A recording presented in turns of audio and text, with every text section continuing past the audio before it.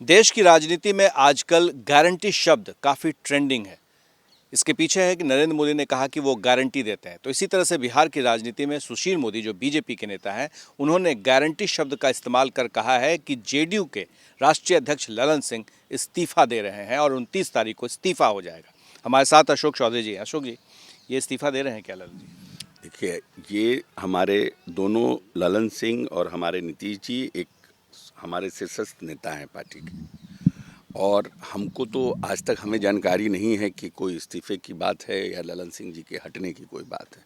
ये तो एक पॉलिटिकल बज़ क्रिएट किया गया है बिहार में कि इस तरह की कोई बात हो रही है।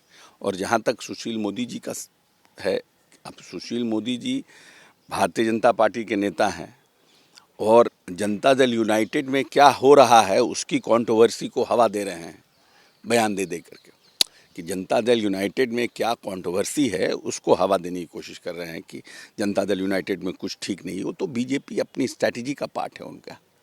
बीजेपी को ये दिखाना कि हाँ, भविष्य में जनता दल यूनाइटेड में सब कुछ ठीक ठाक नहीं है, ये इसको दिखाने की कोशिश कर रहे हैं। वो अपना बीजेपी का स्पेस क्रिएट कर रहे हैं। हमको नहीं लगता है कि इसमें नीतीश जी तो हर वो सबको लेकर के चलने वाले व्यक्ति हैं और उनको हम समझते हैं कि लंबे समय में कब क्या करना है नहीं करना है उसकी जानकारी है। उसके लिए ना वो किसी से एडवाइस लेते हैं, वो ना किसी से सब चीज़ों की चर्चा करते हैं और ना किसी को ये सब चीज़ बताते हैं। तो पता नहीं सुशील मोदी कैसे गारंटी ले रहे हैं नीतीश जी के। हमको तो लगता है सुशील जी काम किए होंगे, बहुत से ऐसे भी समय आए होंगे जिनको पता नहीं होगा कि कैबिनेट में क्या निर्णय हो रहा है। और वो being a deputy chief minister, तो how can he take a guarantee कि क्या होने वाला है 19 को। लेकिन ये कहा जा रहा है कि 29 तारीख को नीतीश कुमार राष्ट्रीय अध्यक्ष बन सकते हैं। ऐसी कोई संभावना या प्रस्ताव है? देखिए, हम क्या कह रहे हैं कि हम न नीतीश जी इन सब चीज़ों की चर्चा करते हैं, न इस तरह के डिसीजंस में वो किसी को शेयर करते हैं।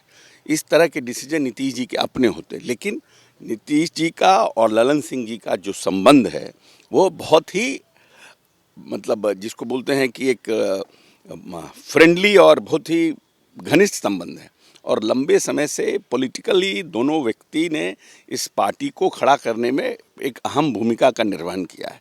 इसीलिए कोई भी निर्णय भविष्य में होगा वो इन दोनों की सहमति से ही होगा। इसलिए हमको नहीं लगता है कि कहीं कोई कंट्रोवर्सी है या कोई है, और किसी को पता भी नहीं है इन सब चीज़ों का। ये भी बताया जा रहा है कि ललन सिंह अगर पार्टी से अध्यक्ष पद से निकल जाते हैं तो ऐसे में हो सकता है कि जेडीयू का बीजेपी के साथ फिर से गठबंधन हो जाए। ये सब फालतू बात है। सब चांदू खाने का कप है। ये सब फालतू का है, कंट्रोवर्सी है, कंट्रोवर्सी कराना है। इसको 5 दिन टीआरपी बना कर रखना है। तो इसलिए लोग अपना पोर्टल और ये सब चर्चा तब शुरू हुई जब सुशील मोदी जी का बयान आया।